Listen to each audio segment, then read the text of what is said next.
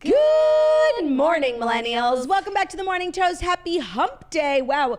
When you take Monday and Tuesday off, the days are kind of stunning. I had no idea it was hump day, and we're not celebrating with anyone that we love aside from each other. That's true, but we're also celebrating together in studio. If you're watching on YouTube, you see Jacqui is back. It's not Photoshop.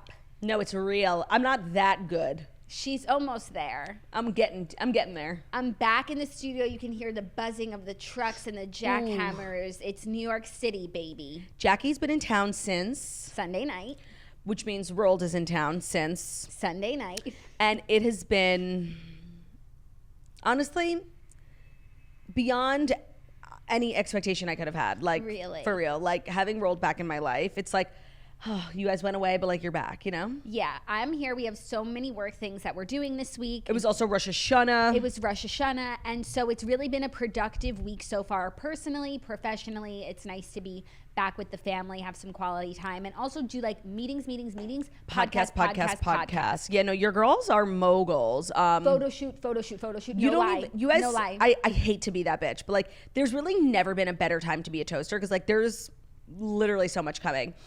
And a lot of people thought that you flew here intentionally to escape the hurricane, which is just, you had this trip planned, and honestly, your timing was pretty great because it's hitting your area like soon. Yeah, the hurricane's supposed to really hit this afternoon into tomorrow. They're forecasting that it's going to hit around the Tampa area at its strength. So if you are in that area, I'm sure you know what zone you're in. Please be careful. Please, evacuate and do what you need to do. Olivia was sending us some fucking wild ass videos. I saw a literal picture of a tornado. Yeah.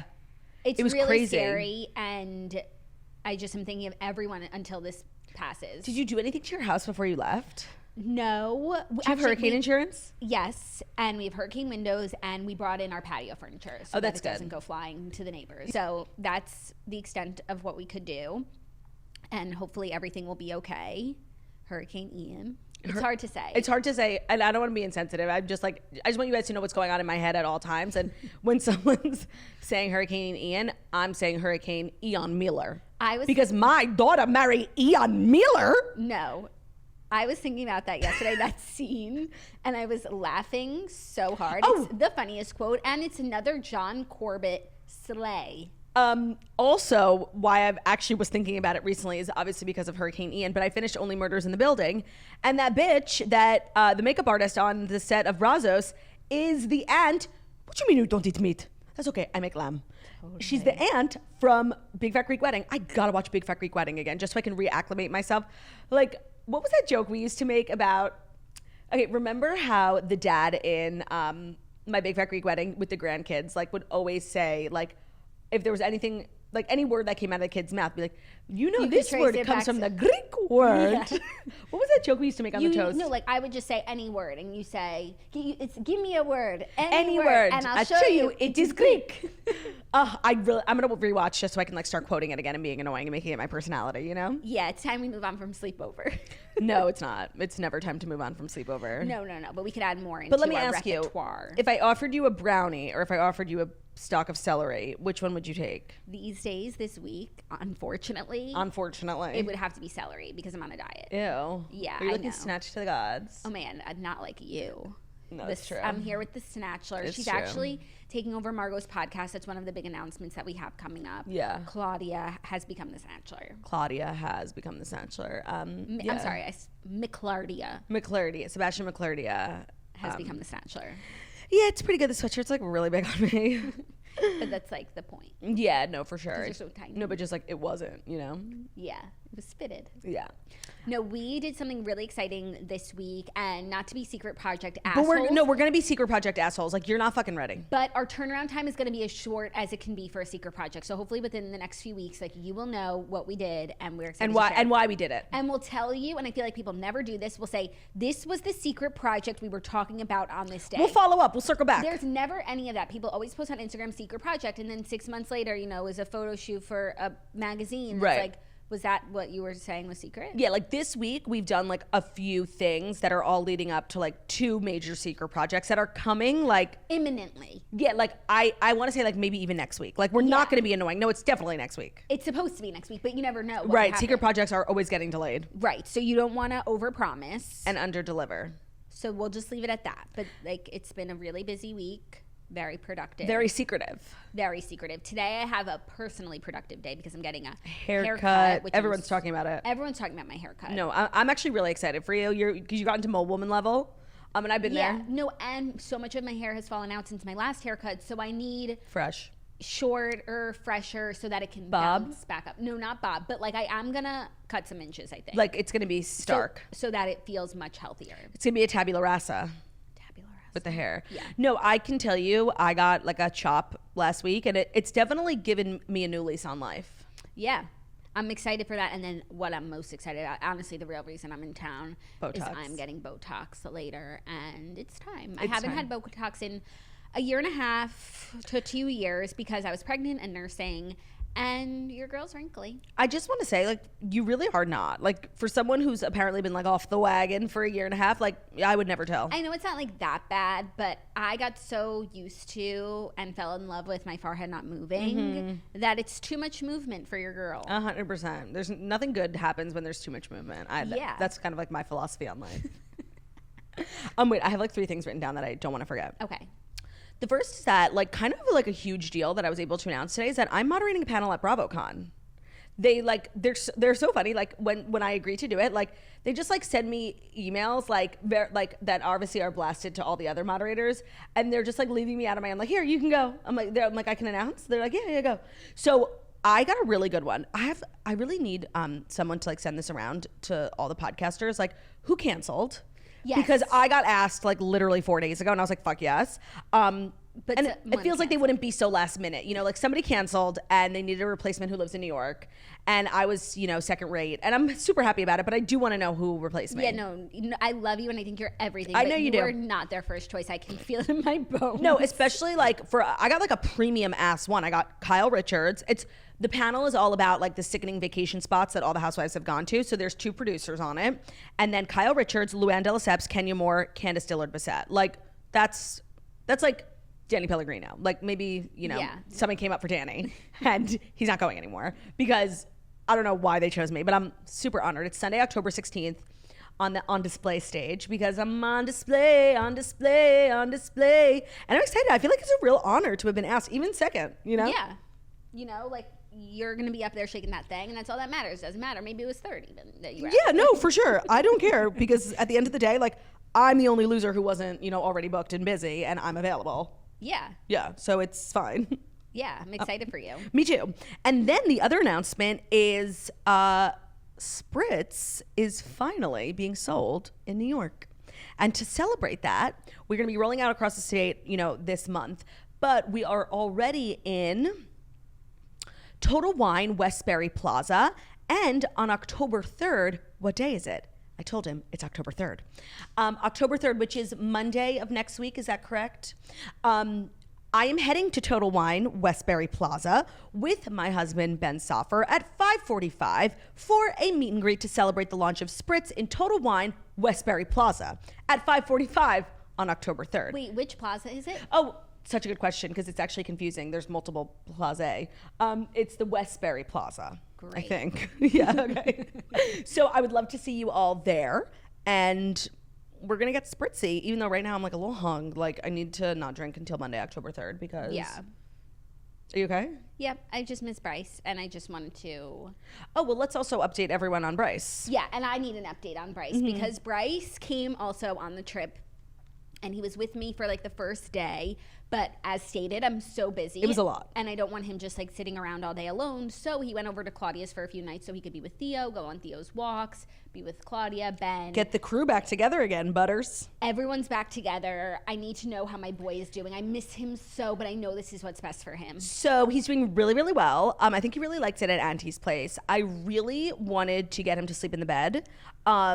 Because Theo sleeps in the bed, and then it's like me, Ben, and 2 dogs. Like, it's literal heaven. However, on night 1, like, he was giving trepidation, you know? I think he wasn't understanding, like, this is where he's spending the night. I think he thought he was hanging out at Auntie's house. So every time you got up, it's like, oh, okay, time to go home. Right. Every time, like, I would get up to pee or even just, like, flip over on my side to plug in my phone, Bruno's like, oh, up at the door. I'm like, bitch, get the fuck back in bed. Because he got dropped off at night. I don't think he realized what was happening. Maybe if you tried tonight, he would be more understanding. He's been in the crate for 2 nights. He definitely likes it, so I don't feel bad. Like, when we get up, he knows, and he, like, runs in. And I've been feeding him in his crate just to make, like, Theo's crate feel more, you know, like a comfortable space for him. Yeah.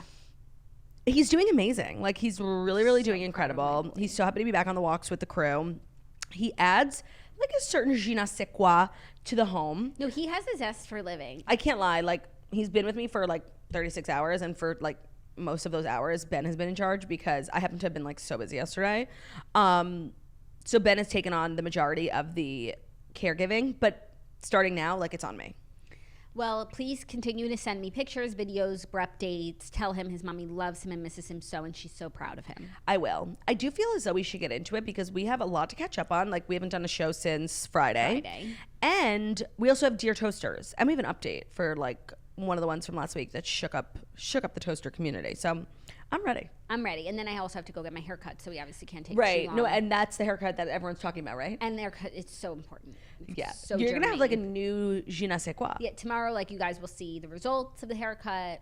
Don't let me know what you think, just in case. Right, because negative thoughts. You can't undo it. And I had one other thing to say, which is that I watched a really good movie that I just wanted to share with the class before the weekend. I watched Do Revenge on Netflix. I think, like, it's on my list. Everybody's talking about it, and it's amazing. And it is that movie, and I loved it. Cami Mendes, Slade, I love her. And there were so many great references, and the plot was great. I liked the beat. And if you're looking for just an easy, cute movie to watch on Netflix, I would watch it again because there was so much eye candy. It was so good, and she was so incredible. Yeah. So that's my tip of the day: Do Revenge. It's on my list for sure. Like, I just don't know in what setting. You know, I'm waiting for the right time. Yeah, it was the perfect time for me. I was like, I don't want to read tonight, but I want to watch something, not a show, because then I'll never turn it off and I won't go to sleep. Movie. So now, without further ado, brew. Where is Brew? Theo misses his mama. Where is Brew? He's back with his friends. Where is Brew? His mom and auntie are singing because they're together and they cannot sing when they're apart. Any other songs we want to sing while we are together? Yes. Theodora. Theodora. Theodora. Crunchy. Coughing Auntie Dora. Crunchy Angel Dora. Gorgeous boys Dora. Beautiful charming Dora. Flappy boys Dora. Love of my life Dora. Long ears Dora. Long neck Dora. Long legs Dora. Sexy ass Dora. Fuzzy little Dora. I want to have sex with you Dora. Bestiality Dora. Don't knock it till you try it.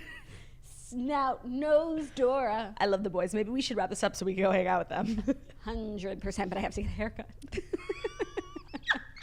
So now, without further ado, where are you? Here are the fast life stories that you need to know before you wake up and take a bite out of your morning toast. And today's episode is brought to you by Flip. If you're not sure if that trending skin tint is really worth the hype and you wish that you could get the new sheet mask ASAP instead of waiting 3 to 5 days for shipping, if you're looking for an honest review on that new celebrity skincare line, with Flip, you can have all that and more. Flip is the latest beauty app that is shaking up the way that we can shop for beauty and wellness. Imagine shopping on Sephora, but the reviews are detailed TikTok-style videos and the shipping is Amazon fast. Shopping on Flip means you are shopping directly with real, verified users of the product while you're browsing. With over 500 brands available on Flip, you can shop all your favorite beauty brands and discover new Holy Grail products through the most honest and authentic reviews on the market. So I'm like a girly who gets easily influenced by like TikTok beauty. And so Flip is definitely a brand for me. And I like that they ship it so fast because like when something's going viral and I want to try it or like make a video about it, like I don't have time to wait 3 to 5. Like TikTok, like social media waits for nobody. Mm-hmm. So for the thirst monster and also beauty lover in me, Flip is really a fabulous product and they have really good rewards. Like I got the Supergoop mineral sunscreen. It was delivered so fast and I saved like over 20%. They have really premium products. The shipping is fabulous and it's just nice to like get honest reviews. You can up your beauty shopping game with Flip. Download the Flip app for free today and save 30% on your first order with code TOAST30. That's code TOAST30 for 30% off your first order. Code TOAST30. TOAST30 for 30% off your first Flip order. Today's episode is also brought to you by Boll and Branch because we are Boll and Branch girlies. You know, you're staying at a hotel without your Boll and Branch. And I'm sleeping like crap. Crapola. Crapola. You know who loves Boll and Branch? Bryce. And that's why he went to stay at Claudia's so he could sleep with her sheets. He said, Mom, I'm sorry, these hotel sheets are not up to code. He's literally Prince George from the show The Prince. Like, this is not, it's not Boll and Branch. Gotta go. Gotta go stay at your auntie's. Call me when we're going home. So Boll and Branch, as you guys know, is the official bed sheet store endorsed by the Toast. We have it in our homes. My guest room at Jackie's house has it. My home has it. Jackie's bedroom has it. They use 100% of the best organic cotton threads on earth for a superior softness and a better night's sleep. Their sheets aren't just buttery, not just breathable and impossibly soft to start. They get softer with every wash. So I have this signature hemmed collection. I believe that's what you have too. It comes in a bunch of different colors. I have it in white because it's like my coastal grandmother with my new like wallpaper. Yeah, it makes you feel like you're in a hotel. It's really stunning. And they also have fabulous bed accessories. Like the waffle throw blanket that I probably get the most questions about on my Instagram is from Boll and Branch. And with my new wallpaper and like my coastal grandmother moment, it goes perfectly. Yeah. You'll immediately feel the difference when you're sitting or sleeping in a pair of their iconic signature sheets. They're free from toxins, which means no pesticides, formaldehyde, any harsh chemicals. Their sheets fit the deepest of mattress, and they are labeled with the bottom and top tags. So making your bed is, I'm not going to say it's easy, because it's really not an easy endeavor, but it's easier. Yeah. It's more, whoever, it's more that's such a good call. It's more easy. Whoever came up with that top and bottom tag, like they were using their critical thinking skills. And for that, I'm extremely appreciative. Mm-hmm. And of course we have a code. We would never like rave on and on about a brand and then not have a code. Cause that would be we've done that. We've done that. But that would like not be cool of us. And we are women who support other women. Only if those women listen to this podcast. Get 15% off your first set of sheets when you use promo code TOAST at bollandbranch.com. That's BOLLAND branch.com. Promo code TOAST, Boll and Branch, BOLLAND branch.com. Promo code TOAST. Thank you, Claudia. You're welcome. What is the line after you're welcome? For all the sins I want to fade away. Like, you know, what in The Rock. Except you're welcome. For all the toys and all the things every day. Yeah, I don't know. Okay. Our first story, big news. I don't have my iPad today, I was gonna say, what are you doing? I know. It looks so rude to like be on my phone. I couldn't agree more. But I don't have my iPad, so it is what it is. Because it's got used to charging on your iPad instead of mine. It's not charging my iPad, and it's all your fault. I hope you're happy because I've told Mom. First story, big news of the weekend. Rihanna will headline the 2023 Super Bowl halftime show. Quote, it's on. The pop star hinted at her performance at Super Bowl LVII by posting a photo of a football to her Instagram on Sunday. It was giving? What was that photo giving? If you want to know what I'm going to say, like we are truly the same person. It was giving something. I don't know. No, come on. Get there. Come on. I'll give you a clue. Okay. Like it's a really random. It's actually not that random. Okay. Clint Eastwood.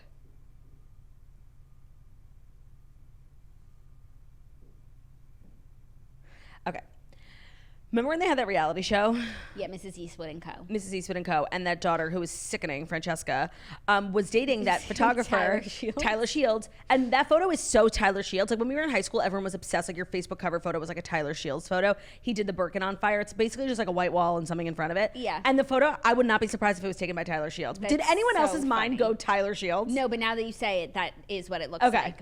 So it's just like a hand holding a football. The official Twitter accounts for Apple Music and the NFL then confirmed Rihanna's performance on Sunday, saying it's on. Read the tweet. Okay, I have like three things to say. Mm-hmm. The first is like, even though I'm the biggest Swiftie of all time, for reasons stated last week, I am relieved it's not Taylor Swift. Like I'm not in the mood to hear Blank Space 1,000 times. But I would welcome the opportunity.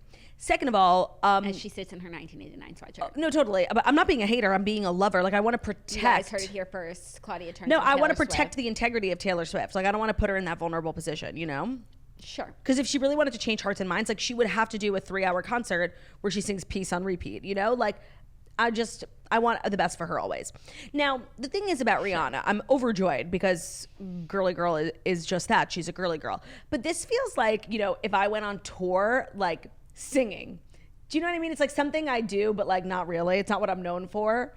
And I feel like I've just in the last few years like really resigned myself to the fact like Rihanna is a former singer. Like she is now an entrepreneur mogul, and that's my association with her. Like if I had to write down what her job is like and start a LinkedIn page for her, it would be entrepreneur mogul. So this just feels funny to me, like she's not a singer anymore, like forgot, you know? I mean, I disagree. I think it's a little dramatic. I know we all want new music from Rihanna, but like she is a singer, she has a huge catalog, and it's like you're always knocking people who won't do the thing that made them famous, and here she is doing the thing. I just find it hilarious when you don't fucking listen to what I said. No. I'm not knocking her. I just said I had a giggle. I had a chuckle. You're getting caught up in the memes of like, where's the new music? Like if no, like I never fucking said that, bitch. Are you listening?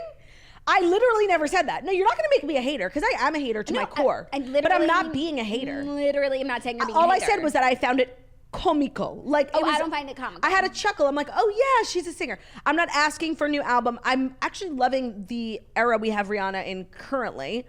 I'm just saying, my God, I can't come on the show without being fucking attacked.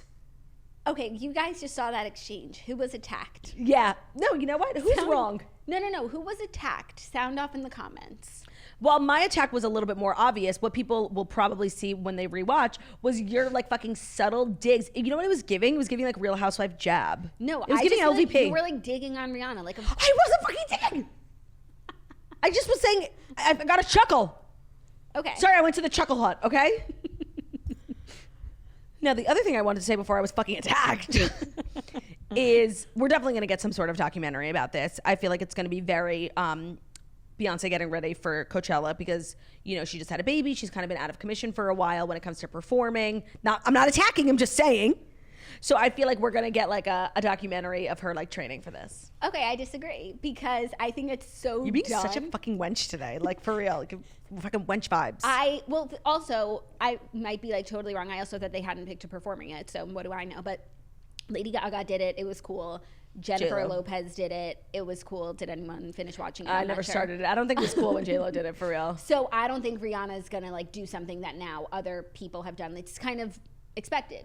No, I think she'll do it, but not in the way that like it's not gonna be on Netflix. Like she'll do it like so cool, like during a Savage show, like something. You know what I mean? It will be like on Patreon. Even though she does have like a sickening partnership with Amazon Prime for Fenty, so she actually might just do it with Prime. Yeah. And you know, Prime is where documentaries go to die. Like, or I could see her like finding a way, because it's weird that we don't have this, where you can watch her halftime show on Prime like on demand. Like, why can't I? Why do I have to watch? You can watch it on YouTube. Old YouTube videos. Like, there should be like one streamer should have the halftime shows. That's actually a really good call. And maybe that's what Rihanna will bring to the table. Honestly, I feel like it would be Hulu though, because they're like all about sports. They have like Hulu Live Sports. This is not an ad, but they do. I see the commercials for it. YouTube has a lot of sports too. YouTube TV. And I do believe like you need the license. I think YouTube has it. Yeah. Well, anyways, I think it's going to be amazing getting back to 100%. The point at hand. Do you think she's going to bring people out? Because like so many of her big songs are like with Drake. Like she has like great collabs. And I would love to see a Drake moment, even though, I saw, I went to dinner last night. I saw everyone. First of all, Cindy Crawford. It was crazy to be in her presence. I also saw Travis Scott. He looks exactly what you think. Like whatever he looks like in pictures, that's exactly what he looks like. It's actually, I thought like, it was crazy. Like I was like, am I looking at a picture? Like it was just, people, when you see them in real life up close, like they always look different. Exactly the same. Cool. Yeah. It's poppin'. I think she'll bring out guests, but I hope she doesn't. I wish she wouldn't. I know. Yeah. I'm so sick of the medleys. I'm over it too. I want a one-woman show. And like she's capable of that. Yeah, I want like a Katy Perry extravaganza. She brought out Lenny Kravitz. When she did her iconic one? Missy Elliott. Mm-hmm. That's weird. She brought out Lenny Kravitz and then they ended up on American Idol together. Lenny Kravitz? No, sorry. Where's she? Sorry. I do get Lenny Kravitz. It's confusing. It is because they both have like famous kids. Yeah. Or wives. Both. Like Nicole. I do get them confused because also I don't know any of their music, but they're both so famous. Yeah, no, I feel Except, that. Hello. It's Ben's favorite song. I was gonna say, it's me. Yeah. I can see it in your eyes. I can see it in your smile. Sorry, yeah. So what did she perform with Lenny Kravitz? I forget. Got it. Okay, I don't even. That's so funny because I just remember like her being on that big lion. I don't remember. He wasn't on the lion. No, I'm saying twisted. I don't remember her bringing people out. Yeah, no, she brought the two of them. It was a really great show, but like Lady Gaga, one woman show, love that. Lady Gaga's is my favorite. I think in recent. Actually, Bruno Mars and Beyonce was pretty sickening too. Coldplay was there though, and they kind and of. Who cares? Yeah. The one thing about me is like, I don't really want to say it, but like, I don't really fuck with Coldplay. Like, I follow them on TikTok and they're doing this thing and like, I really appreciate them trying to help the environment. I do. Where like you show up to their concert early and ride a bike to create energy to power the show. And it's like, so not only do I have to pay for these tickets, I have to work the show too. Power the show. Isn't that crazy? They have all these bikes and like people during the show and before the show, you can come early and do it. And then during the show you can ride. And I'm not sure it really can be helping the environment that much. I'm a little skeptical. I thought you were going to say like you come, you ride bikes, and we're storing like wind power to, you know, help. No, they're powering the show because they're trying to decrease their footprint. Which I get. I totally get. I thought they would like be powering a village. And I just think if I'm going to get on the bike, like I want a discount, you know? Or like you should be paying me cash for every 5 minutes I'm on this bike. I just thought it was a little chutzpahdik, but like that's actually like the craziest thing. No, I know, but like their fans like love them and like love that vibe of like decreasing the footprint. So they like, I think there's like a line for the bike, like. So that's what I'm saying is like I will never be one of those people. Even though like when they were just here at MetLife, like it did look unbelievable. Like I do want to hear Jerusalem Bell singing, you know? Yeah, there's a few songs that really get me. Yeah, but for me, like any kind of affinity and like positive vibe I have for Coldplay like really has to do more with Gwyneth Paltrow than anything else. Yes. Because she was so beautiful and stunning and brokenhearted that he was moved to write Fix You, you know? Is that he wrote Fix You when they broke up? No, when her dad died, he was like, she was so like perfect and just really perfect inspiration for a song. And that's the thing about Gwyneth Paltrow, like come for her because she is that bitch. Like the greatest song of all time just happens to be written about her. Yeah. She is that bitch. And I also love the Dakota Johnson of it all because I literally, okay, so you're going to love this. There's this trend on TikTok where they take the Kanye song, human beings in a mob. What's a mob to a king? What's a king to a god?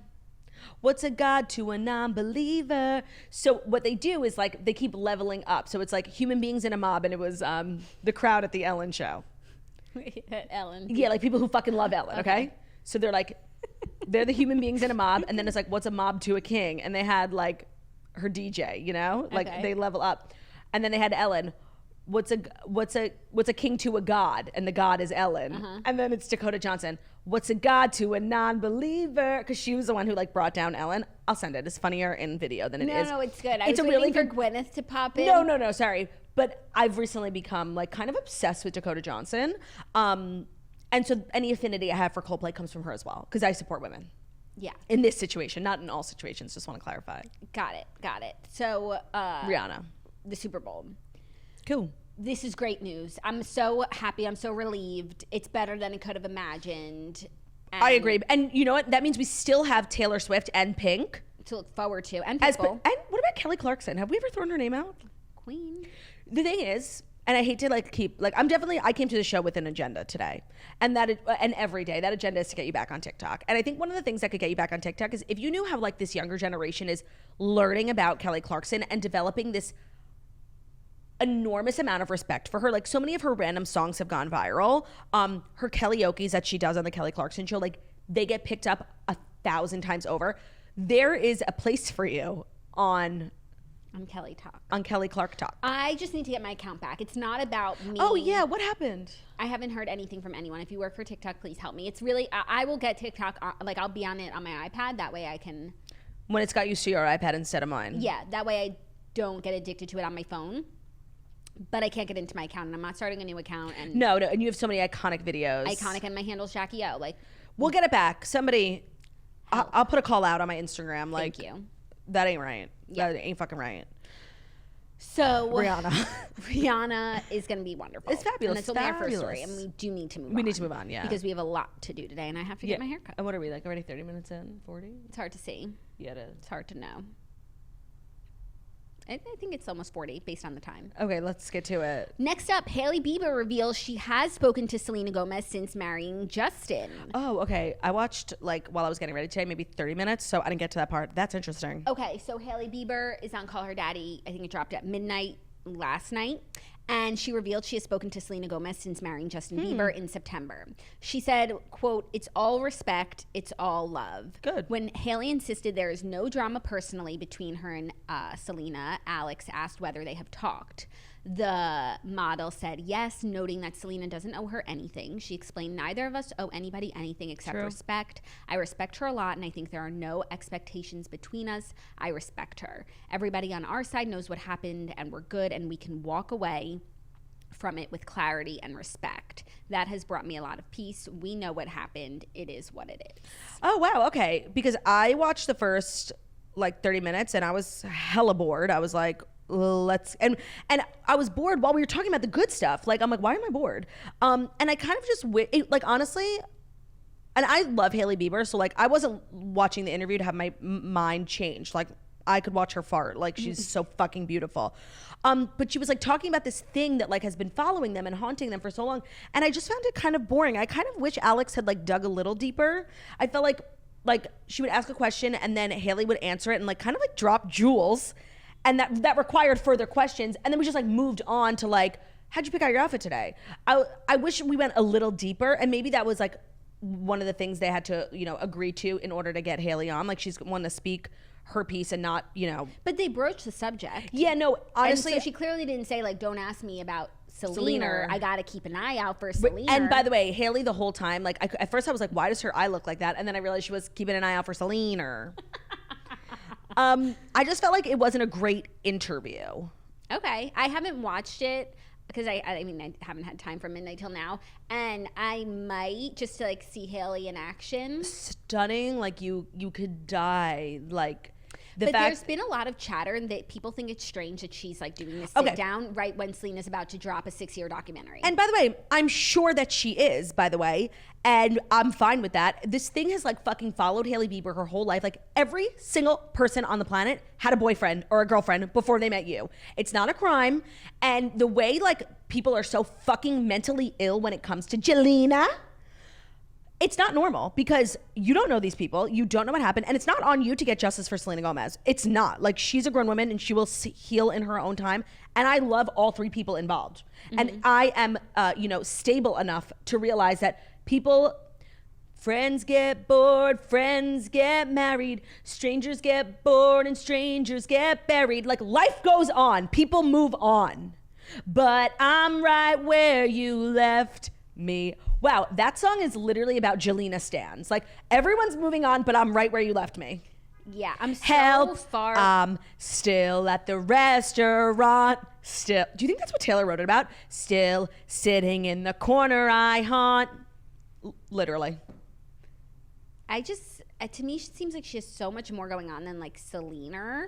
But I'm just so removed from it. When I think of Hailey and Justin, I don't think about Selena. I think I'm the exception. I don't think that Hailey Bieber can wake up a single day without hearing the word Selena on her phone. I think it's so. Get off your phone. Yes, and I think she's probably does that, but I think she's trying to run a business and be a celebrity and do all these things, and she can't go on Instagram Live without literally the comments being Jelena, Jelena, Jelena. Okay, you can run a business, be a celebrity without ever going on Instagram Live. Yeah, you know what I mean. I know. She's an influencer, and by the way, she literally has our Gen Z in a fucking chokehold. She is the tastemaker of our generation. Yes. So and she's cashing in on that with Rhode, and she's becoming this style and beauty icon, and she just wants to do that in peace. Yeah. And for us, I think maybe it doesn't seem like the biggest deal, but I think she's confronted by it literally every moment of every day, and it's about to come up even more with Selena's documentary. And you know what? Two things can be true at the same time. Selena's experience can be her truth, and Hailey's experience can be her truth, and they can both coexist. People experience things differently, and Hailey, basically my takeaway from the first 30 minutes that I watched was the timeline is what people really have a problem with. They think that Justin cheated on Selena with Hailey, and she's that's just not true. Yeah. Like, I was there. I lived it. Your perception of it can be one thing, but I fucking lived it, and it's not true. And she was cursing, too. I was living for it. Right. And I just have to say, like, I'm not endorsing cheating or anything. No. But, like, okay, so say that they did. Even though I believe her when she says that they didn't. Yeah. Even if they did, and you're so bent out of shape about it. Like 5 years later. 5 years later, they are married. They couldn't be more rock solid. Go away. Yeah, no, it's like at some point, you have to forget, you know? Yeah. And it's just like, it's people not being okay. That's what it comes down to. Like truly unwell human beings. So I didn't need this interview. You know what I mean? It's not like she cleared all this up. Like, I fucking love Hailey Bieber. And you know what? I love Selena. Like, I just finished Only Murders. I thought she was excellent. I had like a problem with the second season in the sense that I couldn't follow what the fuck, like, what were we investigating? I didn't even remember.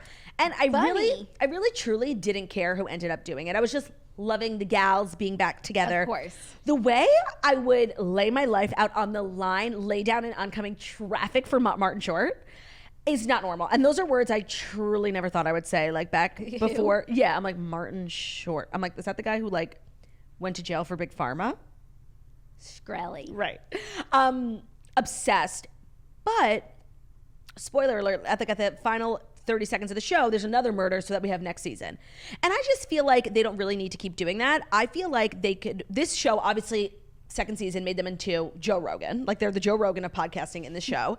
And I would love if we could follow their lives as, like, moguls who every season investigate a random murder. Like, maybe they leave New York one season and investigate kind of how Becky in Oklahoma. Like, yeah, I don't think it needs to keep being like people they know dying, but because it's a little unbelievable. It's only murders in the building. But that's what the podcast is called. So, like, we don't need to be in the building anymore. That's what I'm saying. I do think we've exhausted the building. No, but like, that's why they got into it. But also, it seems like this murder happened on, spoiler alert, but it's not really, the stage. So how could it's not in the building. It's not in the building. We're already leaving the building. Right. Unless the actor is someone who lives in the building. Paul Rudd. That was a nice little surprise. Yeah. Okay, so all I'm saying is, like, you can love Selena and you can love Hailey and you can love Justin, and I'm living, breathing proof of that. And you can also be stable. I'm a stable person. I agree. I just feel like there's so many more interesting things about her. What else did they talk about from what you saw? Like, let me actually see how much of it I watched, because I watched it while I was doing my makeup. But I was, because honestly, like, they covered one topic while I was, okay, listen to 28 minutes, yeah. So maybe I missed a lot, but the first 28 minutes were covering the timeline. Like, it was actually really slow. Like, okay, got it. But I am going to finish it because I would love to hear her talk about Conversación with Selena. That's crazy. I don't think she said what she said to Selena. She said, yes, we've spoken. And yeah, I think Hailey was giving us everything and nothing at the same time. And we stand a queen who can do both, you know? Yeah. Are you ready for our next story? I am, but, like, the fact that through our work, we kind of discovered the true meaning behind Right Where You Left Me by Taylor Swift, like, that is crazy. You think it's about Jelena Stans? Yeah. Because everyone else has moved on with their lives except for you. Because you're right where you left me. Think about it. Our next story is some fashion news. Kim Kardashian. Because we're a bunch of fashion girlies. We're such fashionistas. Fascists. Kim Kardashian debuted Dolce & Gabbana collaboration at Milan Fashion Week. Stunning. Ciao, Kim. Kim took her design talents to Milan Fashion Week this season, teaming up with Dolce & Gabbana on the house's Spring-Summer 2023 fashion show. September joggers. You're literally Sheree. Models walk the runway in a collection of reworked archival looks curated by Kim, while a black and white video of the Skims founder eating spaghetti and the sound of clicking paparazzi cameras played in the background per LUK. The color palette was kept mostly to blacks, metallics, and leopard print, with some models wearing choker necklaces that spelled out Kim in bold letters. Also, many members of her family, including Chloe, Chicago, Saint, North, and Chris, were in attendance to support. Right. Everyone's kind of talking, like, Chloe totally eclipsed Kim's moment by being photographed with Michelle from 365 Days, who is the hottest man alive. And people are like, she's got to get dick down in Milan with the guy from 365 Days. Like, he needs to take her captive for a year and make him fall in love, because that's what happens in the movie. I completely agree. Like, the way I need these two to start fucking, like, now it's not normal. I would, if I had to, I would lay my life out on the line just so they could have that moment together. And I think it's the end all be all for her? No, but, like, she needs to have some fun. She does. Some fun. And this man is literally, there's not a hotter man. And he was, like, very clearly into her, like, following her around the club. And they were filming. So, like, I hope we'll get a Michelle moment. That's so cute. Yeah. So that was what really everyone was talking about, and I feel like nobody cared about the fashion show. Kim looked amazing. Like the whole vibe is like, you know, glamour, Milan, spaghetti, Marilyn Monroe. It's not like the most like creative, like different idea, but she looked fabulous. So, you know, could I ask you something? Do you think it's like Kourtney is feeling some type of way that like this was her partnership for her wedding, and now why wasn't she there? I don't know if she's feeling any type of way, but like let's be really real with one another. That partnership only existed because Kim exists. You know what I mean? So maybe she utilized the partnership first, but the roots to the partnership connect to Kim. Right, but like Kim never was like a Dolce girly in like publicly like this. Like she's always been like so high fashion, like always wearing futuristic looks. And now all of a sudden she's like really leaning into this style that was like inspired by Kourtney's wedding. No. Which I wouldn't say anything was amiss except for the fact that Kourtney wasn't there. So let me say this.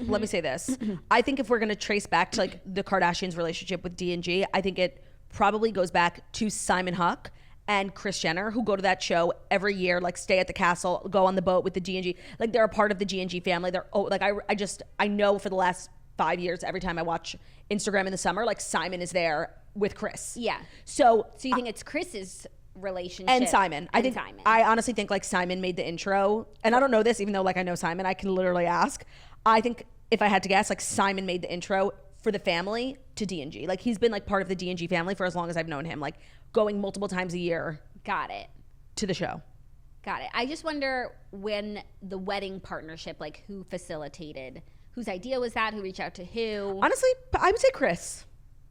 It was amazing. It's an interesting take though. I didn't think about it because like, who cares if Kourtney's there? Like she doesn't go to Fashion Week all the time. But she was like the D&G bride, and like she made the whole family, and like I don't know if they, I mean, everything that they do becomes a moment, but it just became like so much bigger than just like a wedding weekend in Italy. Yeah. It was a whole fashion campaign, and now Kim's the face. But like that became Kim's aesthetic because she had to wear those outfits, you know? Right. And I think she liked what she saw. No, she liked what she saw, to be like dressed in like what Dolce does. It's like they dress a woman's body. Yeah, it's very feminine. It's not the stuff that she like Balenciaga. Spandex. Silhouette shapes. Mm-hmm. You know. It's very like traditional timeless glamour. Sexy. No, I love... And at the same time, Chloe she watched Pam and Tommy, and she started doing her hair like that. Right. And Chloe wore that crystal and black jumpsuit that Kim had worn at the wedding. She looked amazing. And the kids were wearing mini versions of it. Chicago stole the show. I mean, you said Michelle is the reason for the season. Chicago has taken the internet by storm. 100%. With her lollipop and her sunglasses. It was a fabulous, fabulous moment. Kendall wasn't there either, right? No. See, like, to me, that's more obvious because Kendall's literally like the it girl of modeling. Why wouldn't she just model in the show? And that's what they were talking about in the teaser for this week's episode. Kim is going to Prada, and she calls Kendall and is like, "You want to fly with me?" She's like, "I'm still waiting to hear if I booked it because like I auditioned or whatever." And it's like, you're obviously going. Like, so she could walk in any show she wants, but it might be a conflict. I don't know how those things work, you know? With what? Like, Kendall is the face of so many brands. Yeah, she can't just lend her face to every single one. Like, I'm sure there's like non-competes. She's like Longchamp now. She's Louis Vuitton. Like, she's everything. Yeah. So maybe there's a conflict. Yeah. Also, I think maybe Kendall was working Milan Fashion Week and like just couldn't just drop everything and go to the show for like Kim. That's so crazy because if like you and I found ourselves in Milan the same week and like I was there working and you were there working, like we would go to each other's events. Like I know, but maybe that's just because like we're not as busy as them. No, and we're like, they're desensitized to like the fame of it all, and like we're like Milan. Yeah, and like the big deal of it all. Yeah. Even though this felt like it was a really big deal for Kim. She like is posting a million times, and it is a big deal. She looked amazing. Yeah. And she had so much like creative input. It's not just her face. No, yeah, she was designer girly. Yeah. Great partnership. Stunning. Gorgeous looks. Everyone really turned it out. Gorgeous moment. Gorgeous moment. Our next story. Little drama at SNL, but like not really. Kenan Thompson's estranged wife is dating his former SNL co-star Chris Redd. Wait, what? Kenan Thompson's estranged wife has moved on from the longtime SNL star with one of his former co-stars. Wait, this is fucking weird, no? It is, but there's like no beef. Christina Evangeline is dating Chris Redd. TMZ reported. What's her name? Christina Evangeline. That's like really close to Christina Evangelista. Linda Evangelista. Oh, okay, sorry, I was thinking of the wrong person. Is dating Chris Redd. TMZ I was like, reported. Kenan used to be married to the biggest supermodel in the world. Claiming there's no bad blood between Kenan and Chris over the new relationship. Sources close to the new couple told the outlet that Chris Redd and Christina became official with the past year and that there was no cheating or overlap in the relationships. In fact, Kenan and Christina reportedly have been living separate lives since 2019. Reps for the stars didn't immediately return Page Six's request for comment. No, it's fucking weird. It's just weird because it's like, well, how did they meet? No, and it's like, of all the girls that you could date, why do you choose the one who used to be married to your coworker? Like, it's hella unnecessary. And I don't even think they're divorced yet.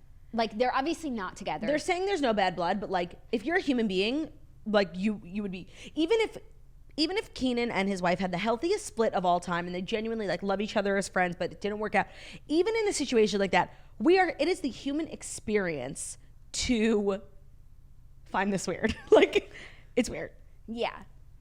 And it honestly like makes me think like weird things about Chris Redd. Like, honestly, like I'm thinking weirdly. When I don't think I ever thought of him, period, you know? Yeah. But now I'm going to think of him as like the guy who like stole his coworker's wife. It's Mr. Steal Your Girl. It's Mr. Steal Your Wife. Like, that's what makes it even weirder. I'm sorry. I'm calling it. Like, this is weird. I don't think that there was anything nefarious that happened. I think they split and then they started dating and the timelines are fine. I think it's weird. But how can you be such good friends with someone like now every time you see them they're with your wife? Agreed. I don't think there's anything nefarious, but that doesn't take away from the weirdness. Yeah. Of choosing, of all the girls in all the bars, like, you had to walk into Kenan's house and take his wife. It's weird. Okay, well, good luck to the couple. I hope they find love. Best and I hope wishes. Kenan finds love as well. Maybe we should add him to the list. Yes, by the way. Influencers. I feel like I've actually said this story a lot. Like, for some reason, whenever I get into Ubers and like start chatting, they always love to share like famous people they've driven. Yes, we know. And on more than one occasion, I've had a driver who drove Kenan to and from SNL, and they all had wonderful things to say about him. I think he would make a really good husband. What about Kenan and Chloe? Chloe, I was thinking that too. And but if Kim and Pete were still together, that would just. But honestly, I don't see it working because Kenan is so SNL and he's so New York. Like, I think, you know, Pete was very much like, SNL was a part of his career, not his career. And Kenan like puts a show on his back. He literally has a hernia from all the work he does. I think like he needs to have someone New York based. Maybe it could be Chloe and Kenan take New York. No, but see, like, I would never encourage a relationship that requires somebody to move across the country from their family. But obviously that's something you would do. Yeah, for love, for what's right. Yeah. You know, maybe like LA's not working out for Chloe. I think it is. I think maybe she when should. Kim was just on Kelly and Ryan, she was talking about school drop off. Did you see? No, it was. I haven't seen any. I've just been like, I literally haven't been on my phone. It was really cute. She was talking about. Kelly was like, when you go to school drop off, like, what do you wear? She was like, I wear spandex. Like, I come from the gym. I'm wearing gym clothes.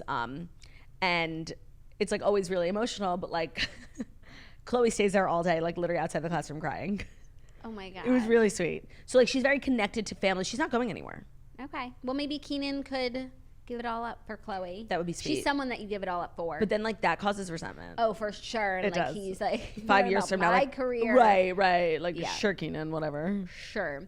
Okay, our fifth and final story is something that Claudia just caught me up on. There's drama with beauty influencer Mikayla Nogueira. Yeah. She is under fire for complaining that her job is difficult. Listen, I experienced the whole thing, so I'm going to tell you. Okay? You don't want me to read from insiders' perspective. So Mikayla Nogueira is literally, she was on that Forbes list. Remember we were talking about her? And they said she made $2 million. I know who she is. You've talked about her a lot. You're very influenced by her. I buy all of her shit. A makeup TikToker. Yeah, and she's like from Boston and she has this crazy accent. So she's not like other makeup gurus, you know? Yeah.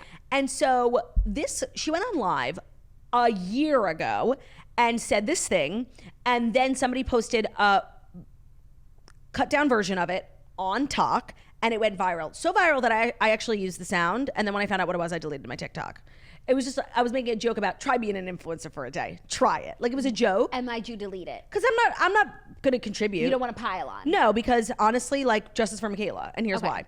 So here's what she said. The clip that's going viral, just the abridged version, is like this. I'm just finishing work for the day and it's 5:19. Try being an influencer for a day. Try it. Now, obviously, you just hear that and it's like, girly, you're not a coal miner. Like, calm down. It's beyond. And it sounds extremely out of touch. Now, with context, it's still a little out of touch, but it's not, and this isn't a girl who had anything handed to her. Like, she was working up until, I think, 2 years ago at Ulta. she's worked her whole life in retail. Like that's when I first started following her, I was like really early. She worked at Ulta, and that's why she had like such expertise. Right. People trusted her opinion. So this isn't a girl who is like privileged by any means. Like she's worked super hard. And when you watch the full version of the clip, she was basically sitting down for dinner, going on live, and she was like, oh, I'm just tired. Like I had a long day. Like any normal fucking human being complains about being tired. And then somebody like left a nasty comment, like, must be so hard. And so she basically just responded saying, you know, I woke up at 6. She told us exactly what she did for the day. She's like, I edited 3 videos. I shot some branded content. I had 4 meetings, and then I this. And now I'm just now sitting down for dinner. 19. I'm just trying that. Yeah. You try being an influencer. You try it. So she got like a little salty at the end. With context, it's obviously much better.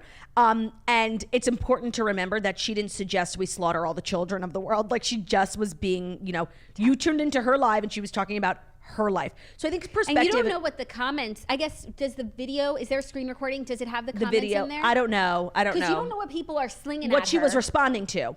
Yeah. And let's just say, for argument's sake, that there was no context and all she did was complain about being an influencer. Is that out of touch? Yes. Does she deserve what's literally being thrown at her? Like, no, people are so fucking crazy. And I find it really interesting that the new hot button issue, like the last couple of things I've seen people get canceled for, like happen on TikTok. This girl, Tara's World, was like, I'm literally so productive. Like and she was like, it sounded like definitely out of touch. Like, but again, she wasn't suggesting we slaughter all the children of the world. She was just like, I'm literally so productive. Like, how are you like not working? Like, you guys are like that could never be me. Like, and she got her ass fucking handed to her. The new hot button issue is like, you cannot talk about working if you're an influencer. No, but even like Kim saying, yes, get your women, get your fucking ass up and work. Okay, so like, why are people so sensitive about the topic of working? Me. I've noticed it. I'm going to be steering clear of this topic. Like, and I guess people don't want to. Going head first. People don't want to be told by people who have jobs that appear to be much easier that they have to work harder, because it's like, so if a coal miner says get your fucking ass up and work, they'll accept that? Yes. I don't think they would. Yes, they would. It's not what they're saying, it's who's saying it. I think that's why people are getting so bent out of shape, because it goes without saying that like being an influencer, everyone's job is hard in some way, and there are parts of being an influencer that are super hard, but it's not nearly as hard as, you know, working in food service or working as a coal miner or a truck driver. Is it the coal miners who are offended? No, it's really the only ones who can. The people who are offended are like, you know, the people who are always offended. It's like, it's white women, like. No, and so it's nonsense. Who work 9 to 5, like cushy jobs for sure, and who spend all that time commenting on social media. So obviously they're not working that hard. I just feel like it's so important that you add that part to the conversation. Like the amount of time people are spending like tearing down Mikayla when they should be working. I just think it's important. So I'm team Mikayla because she really didn't say anything that fucking bad. And if you're really that upset, like you absolutely have to go outside.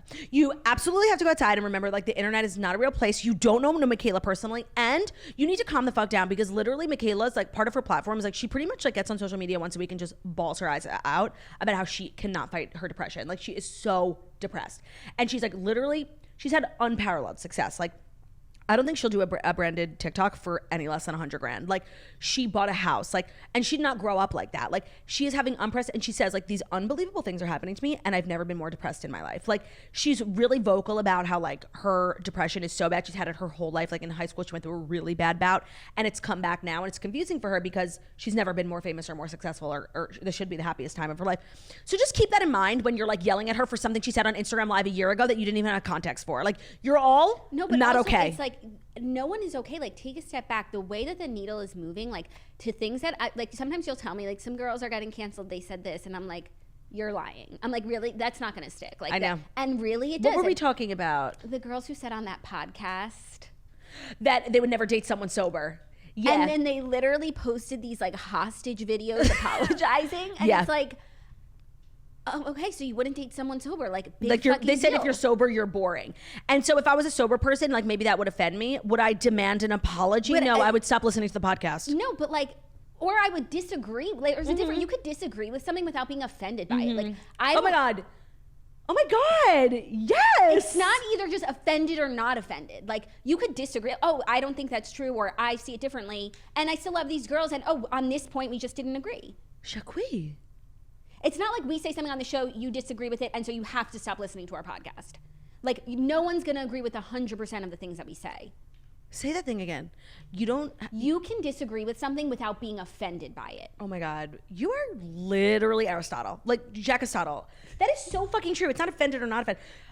Yeah, because like I said, that's why I keep saying, like, it's not like she said, you know, I hate all Jews. Like, it wasn't even an offensive thing. It's somebody's opinion. Yeah. That you disagree with. Oh my God, you just literally blew my mind. Because I'm so, like, deep in internet culture. Sometimes I can't see out of it as, like, a human being, you know? Yeah. And you just brought my head right out. Yeah. No, it's so crazy. And also sometimes, like, I'll look at situations, like, months later. And even in that moment, I'm like, oh my God, I can't believe they did that or they said that. And then months later, I'm like, are we joking? Like, yeah. No, I feel that way about someone's cancellation, but I'm not going to say who it is because I feel like people still think it's crazy. I feel that way about a lot of people's cancellations. Yeah. Now. Like, in the moment, it was really bad. But now, like, years later, you just realize, like, they actually made a mistake. And, like, it's okay. Like, we're all human beings. But in the moment, it feels so crazy. Yeah. Yeah. And, like, I feel like we owe people apologies for how much we fucking ruin their lives on the internet. I'm not saying we, sorry, because I'm not like you. I'm not like you. No, I don't fucking do that. If you didn't take up for them. Yeah. Not that you piled on, but, like, you didn't help.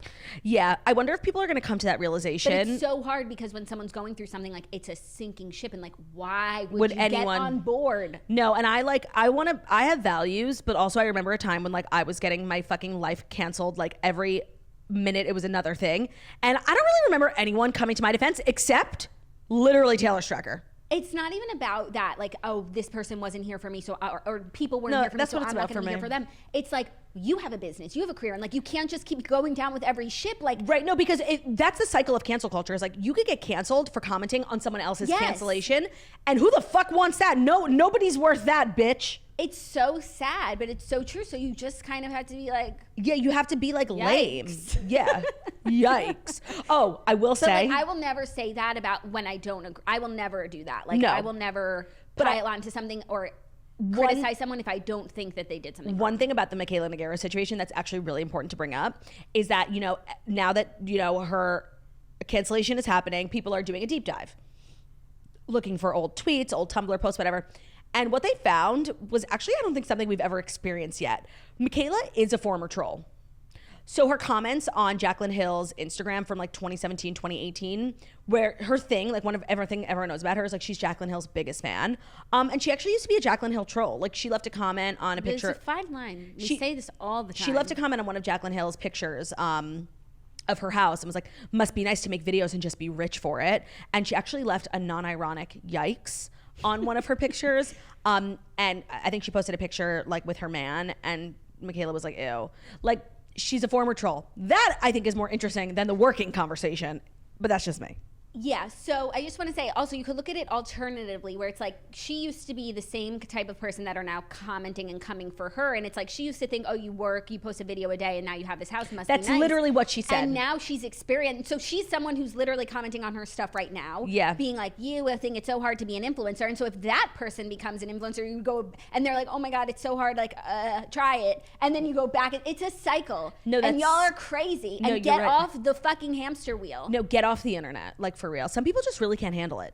It's so crazy. And it's like, you live, like, if you either die the hero or you live long enough to see yourself become the villain. No, by the way, that is literally what's happening. So just everyone take a step back. Kayla is going to be, she's fine. Leave her alone. She's a hard worker. But she hasn't posted in, like, a week. She had a bad day. And also, like, it's not even like we have to make excuses for what she said, which she said, like, you try being an influencer, try it. You know, I think what she was trying to say, for more people to try. You know, and I think that what she was trying to say is, like, the perception of what, and you don't know what comment she's responding to, who the you is. Yeah, but someone who's being like, oh, you're an you work 1 hour, literally herself, her old self. Right. I think her old self. I think the point she was just trying to make is, like, being an influencer is definitely, of all the jobs in the world, not even close to being a hard one. Mm-mm. But I think it's a little bit more difficult than people assume. I think people assume you sleep in, you post one video, you make $1 million, and you go back to sleep.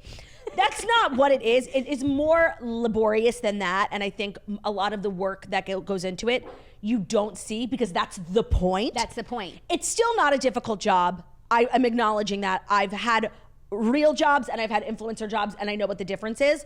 But that's not to say that it's not a little bit more involved than what you might think. Well, if you think you wake up, make $1 million and go back to sleep, then it's a lot more involved than that. But even like for the people who do post most of their hustle, it's more involved than that. And then you also have to think about like the mental aspect of it and the fact that she is struggling with depression. So it's like doing all of this. And this is a job that just would exacerbate any of that. No, and being an influencer is the one job in the world, I think more so than being a traditional celebrity, where the hate you get is unparalleled. Like it is not normal the amount of shit you have to hear about yourself and your family and people you love, about their physical appearances, about shit from their past. It is worse than any major celebrity ever experiences. No. The fucking websites that are created about you, like they don't run their own social media, and even if they do, it's like I'm like my juice today, and everyone's like, oh my god, you're so great. No, like, but there's not some of them aren't even on social media, and there's not dedicated places for people to talk about Hilary Duff. In order for you to do your job as an influencer, you have to actively like enter all of these spaces where people are hating you.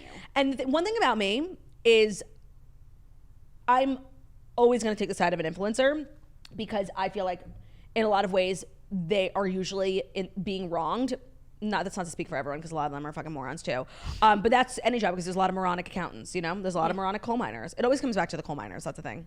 I don't feel like there's moronic coal miners. No, that I completely agree, actually. Derek Zoolander.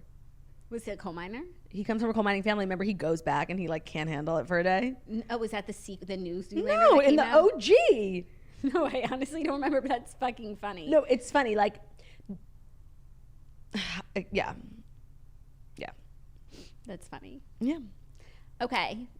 Should we push Dear Toasters to tomorrow? Yeah, because we had a lot of catching up to do today. We don't have a TV recap. Actually, I do. I have a few things to say. I think we should do Dear Toasters. Okay. Yeah, because also I finished Only Murders in the Building, and I just want to talk about it really quickly. And I watched Game of Thrones. Did you watch? No, can't. We got new Rhaenyra though. Let's talk about that. We can't. No. I haven't watched anything. I can't talk about it. I'll see you next Tuesday. Okay, well, Dear Toasters is brought to you by Caraway. It's time to ditch the chemicals with Caraway Home's non-toxic cookware and bakeware collections so that you can make healthier cooking a piece of cake. Caraway Home's non-toxic kitchenwares are all designed for the modern home and feature a chemical-free ceramic coating so food can be prepared with peace of mind that no hard-to-pronounce compound will leach into your healthy ingredients. You know, I hosted Rosh Hashanah 10 people on Sunday night, and I used my Caraway cookware, and it was honestly, like, not being drama queen, like, it was so much easier of a cleanup. There was no crustaceans. There was no crustation. Like, it was I made asparagus in there. Right off. Was it asparagus? Yeah. Slipped. I almost fell on the floor for how slippery it was. It was really fabulous, and it makes your kitchen obviously a more efficient place, but also a more stunning place, because I have like the baby pink collection. It's just like, why are pans so fucking butt ugly? Like, for real, like fugly, ugly pans. These are really cute. You can choose whatever color. I have like cream colored ones. They're literally gorgeous. And it goes with your home vibe. For me, like the pink is so so stylish. So all their sets come equipped with easy access storage solutions, so there is no stacking required. You are never going to misplace your lids again. If you live in a tiny apartment and you have like one drawer for all your pots and pans, and you know like the stacking is the bane of your existence, look into the cookware set and the bakeware set from Caraway Home. The cookware is a modern and chemical-free iteration of the 16-piece set, because nobody needs 16 pieces. They've boiled it down to the 4 essentials: a frying pan, a saute pan, a Dutch oven, and a saucepan. Thank you. The bakeware set is an assortment of non-toxic baking essentials that every modern kitchen needs, so you can get to baking goods without any of the bads. So again, they're non-toxic, it's easy cooking, and they are well loved. Over 25,000 people have raved about their Caraway kitchen products. It is time for you to try it for yourself. Visit carawayhome.com/TMT to take advantage of this limited time offer for 10% off your next purchase. This deal is exclusive for our listeners, so visit carawayhome.com/TMT or use code TMT at checkout. Caraway, non-toxic cookware made modern. All right, Dear Toasters, our advice segment. You want to write in, it's deartoasters@gmail.com. And you'll get really kind of profound, honest advice from two girlies who really care about you. Yeah, that's true. Hello, ladies. Please help. We have a solid group of girls in my friend group. We've all been friends for the last 5 years. However, there's one gal, let's call her Jax, that is single and Let's not call her Jax. She's single and lately has only been going after guys that are in relationships. Some have turned into actual affairs in the workplace even. Yikes. That's what she wrote. Ironic, yikes. And some she just sends flirty text messages to and tells us this guy could be the one. I'm sure it's a defense mechanism because she's got cheated on in her prior 3 relationships, but what the hell? We've tried talking to her about it and warning her, but she won't stop. Most of us are in serious relationships, and we just can't believe we're good friends with someone who willingly tries to tear relationships apart. In the past, we've all talked so much shit on homewreckers, and now she's doing it, and she seems almost proud. Help. Do we let it go? Do we sit her down, actually have an intervention, send her to rehab? LOL, kidding.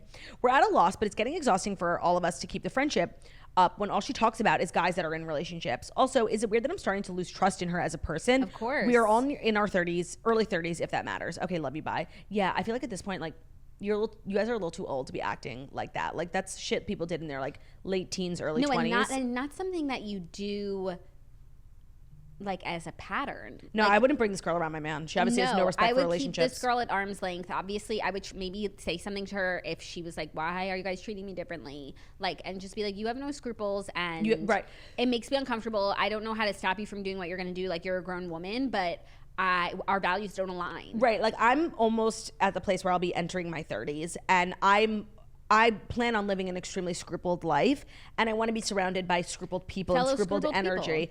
And there was a video that went trending on TikTok. This girl, she's like, I'm 25. Today's my birthday, and here are questions I have for people in their 30s. And this girl answered, and she was like, because one of the questions was, how do I make more friends in my 30s? And the girl answered, she was like, you don't. Like, your circle gets smaller, and it's better. Like, you don't need a million friends. People are not meant to be in your life forever. Some people are, and some people aren't. So to move forward with only scrupled people, I think that's a really great way to go. Yeah, because your circle will get smaller as you get older. If you get married or you start a family, like, you have less time for people, so you just want to stay close with the ones you're closest to, and people fall by the wayside. If she's going to behave like this, like, she'll be the first to go. No, and honestly, you are who you associate with, and like not to be shallow, but like, you don't want people thinking like you're okay with that, Yeah, no, I couldn't be around. And honestly, the way you write about her, it doesn't seem like you have like great affection for her. Like, you'd be okay with letting her go. Yeah, I mean, if you want to have a conversation about it's not on you to save everyone. No, you're in but your like 30s. Sometimes people have a hard time dropping people. That's something that some people just won't do, can't do. For me, it takes me a long time to get to that place, but once I'm there, goodbye. Agreed. But some people, that's not in their vocabulary. So if you want to have a conversation, just be honest. Be like, what are you doing? The way that this path that you're going down is not something that I want to be around for. It's offensive to me as a married person, like, to know that you don't respect relationships, and we don't have anything in common if that's what you're going to be doing. No, you don't respect wood. Do you know that? No. From Curb. Like, if you put your cup on a wood table without a coaster, you don't respect wood. God, you don't respect Ben wood. is always saying respect wood for someone who's literally never used a coaster in his life. Yeah, what she said. Next up, hey Jackson Claude, OG Breather here, and I am in need of some advice about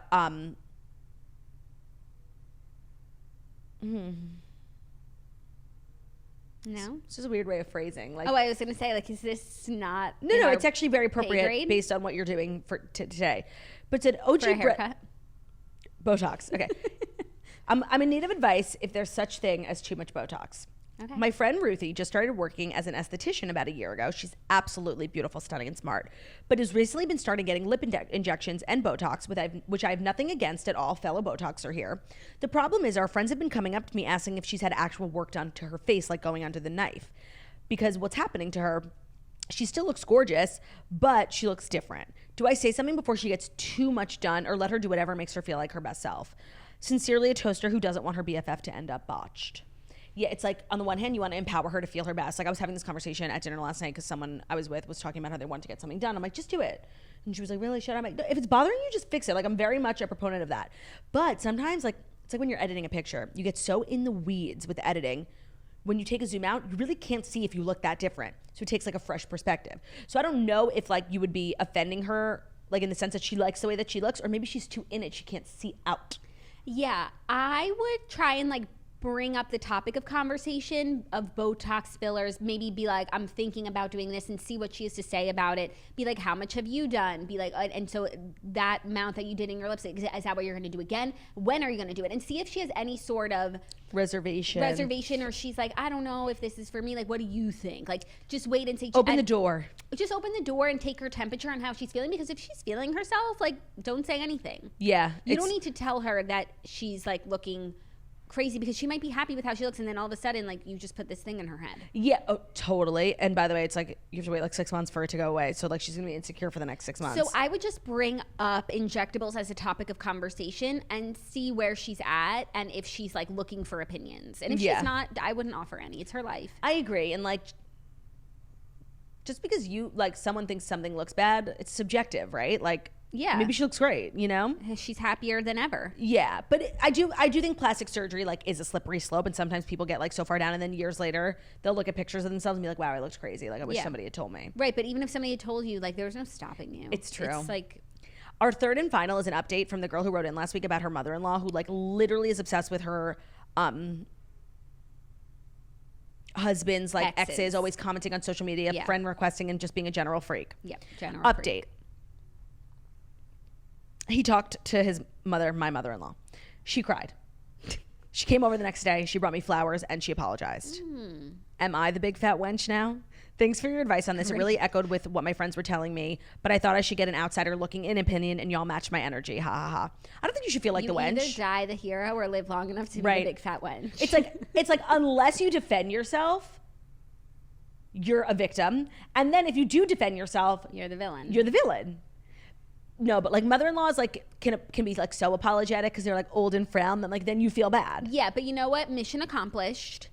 And now just be super sweet to her because now she wants to hang with you. Tabula rasa. That's what you got. Right. You know, now she's not harping on the other girls. She's going to want your time. You have to play words with friends with her. And she's becoming on your post and you're going to have to respond. So, yeah, responding to every story. Yeah, so you got a new Good, job. because it's the one you got. Got what you wanted. Yeah, wow, we really kind of set you up for that. Like, No, but it's good. That was weird. It had to end. No, and but she also has a lot of like energy to give, and now you need to be the receiver. Right. She's clearly just like a person who distributes love. So now it's all coming your way. She like kind of is like a love bomber, you know? Good luck with that.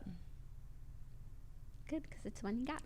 Everyone who wrote in, thank you so much. deartoasters@gmail.com. We are always here for you. That is our show. Jackie's getting a haircut. Extra. Read all about it. Thank you so much for listening to the Morning Toast, the Millennial Morning Show, where we deliver the fast 5 stories that you need to know every Monday through Friday on YouTube. So if you're watching this on YouTube, please feel free to subscribe and give this video a thumbs up. We're also available as a podcast anywhere podcasts can be found. So that's Spotify, iTunes, Stitcher, Public Radio, every day, all the places where we listen to podcast finance. The Morning Toast, leave a 5-star review about a beautiful sitting in smart we are. Hope you guys have an amazing day. We'll see you tomorrow back in studio with Jackson Claude on Thursday. Claude. Bye. Bye.